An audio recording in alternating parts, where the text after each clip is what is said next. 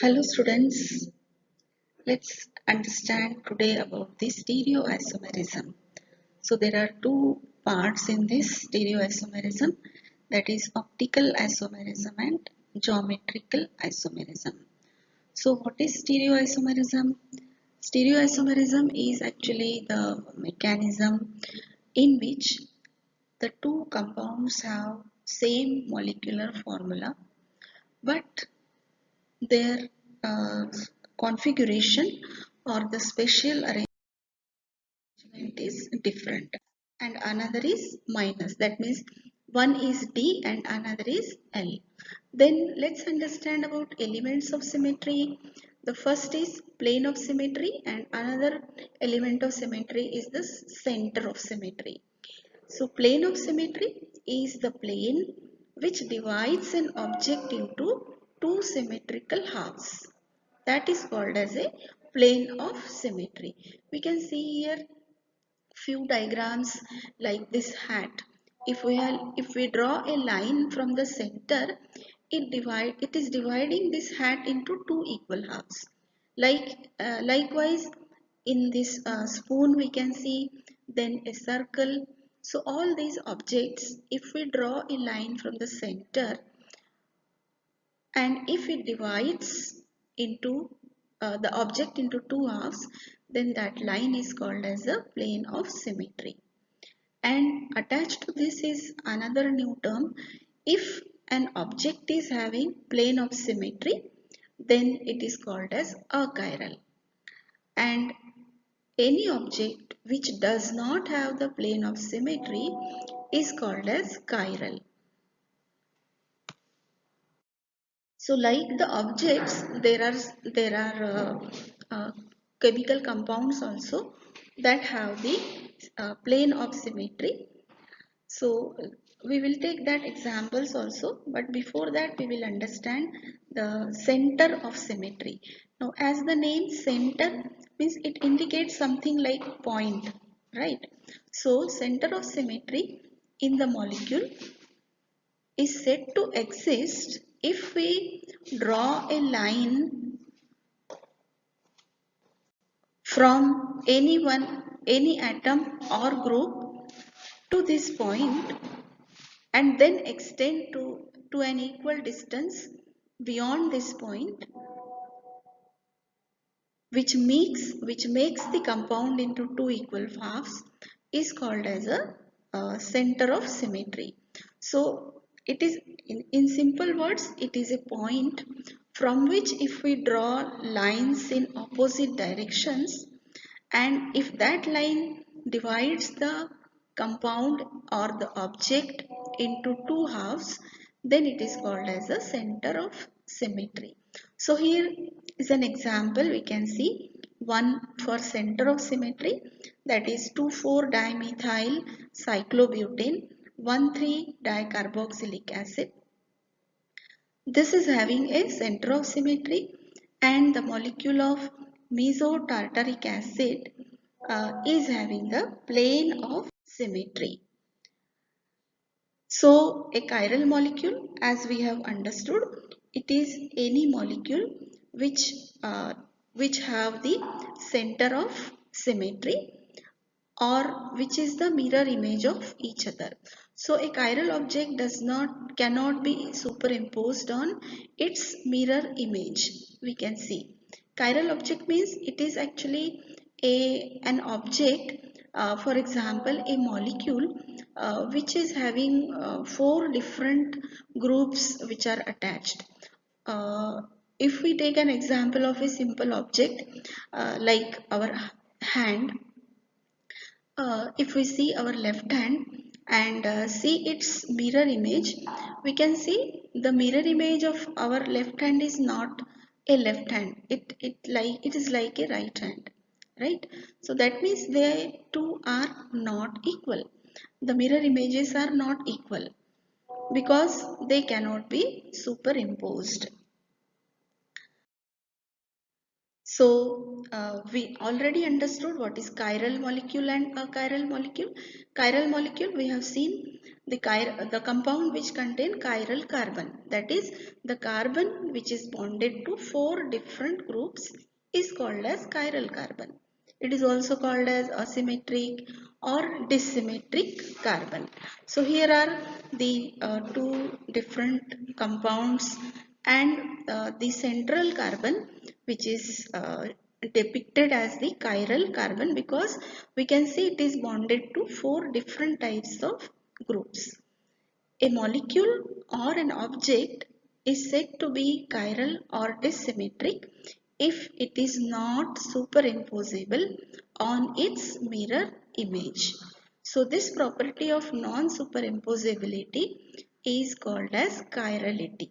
So for chiral compounds, we can say that it is a symmetric carbon that is bonded to 4 different atoms, and secondly it forms non-superimposable mirror image, and if these two conditions are followed, then we can say that it is having the chirality property. So such molecule definitely will not have the plane of symmetry, and all organic compounds which contain one asymmetric carbon, they are optically active, like we have seen in case of lactic acid. The molecule or object which is a non-superimposable mirror image is called as non-symmetric or achiral or asymmetrical. Then another important, if we want to draw the three-dimensional structure of a molecule on paper, then it becomes very difficult to understand, and this has been proposed by Fischer by the name Fischer projection. And if we understand this, we can easily draw any three-dimensional structure on the paper. So here is an example of again the same compound, lactic acid. We can see here a lactic acid molecule with two isomers, and we will understand it. The carbon chain, how to draw is the carbon chain of the compound. First of all, we have to arrange vertically always. With the most oxidized carbon, we have to keep at the top, or we have to put the carbon number 1 at the top. Once we arrange it vertically, then we have to represent the chiral carbon at the intersection of the cross line. So we have to take care that the chiral carbon will come at the center. Then the groups which are attached to the vertical lines are understood to be going back, that means behind the plane of the paper. Thus the vertical lines usually represent the bonds which are going away from the observer. The chiral carbon is in the plain paper, and the groups which are attached to the horizontal lines, they are understood to be coming forward out of the plane. That is how the horizontal line will actually represent the bonds which are coming towards the observer. So this Fischer rule will easily able us to draw the structure of any three-dimensional compound. So again we will just revise what are the conditions of optical isomerism. The necessary condition is the molecule should exhibit the optical isomerism, that it should be asymmetric, that is the molecule should not be superimposable on its mirror image, and this symmetry which is also called as chirality results from the presence of chiral carbon atom. Most of the compounds which contain chiral carbon atom, they will show optical isomerism, but this is not true because there are two conditions, right? Even if they contain chiral carbon, their mirror images should be non-superimposable, right? So some compounds with asymmetric carbon being achiral, they will show optical isomerism. This is just opposite, like in case of mesotartaric acid. So there are certain compounds which have no chiral carbon, but still, but because they are dissymmetric, they show optical isomerism. So there are only few exceptions. Okay, the compound, even though not having chiral carbon, they have optical isomerism, and the compounds which have chiral carbon but still they are not optically active. So I hope you understood this. There are few practice questions for you. You can try this, like define optical isomerism. We have studied many times. Then optical isomers and optical activity. We have to define these three terms, which is equivalent to 3 marks. Then another question is recall plane of symmetry and center of symmetry. We have to explain what is plane of symmetry and what is the center of symmetry with an example. We can draw one structure. Okay. And another question like illustrate the Fisher projection rules for drawing three-dimensional structure.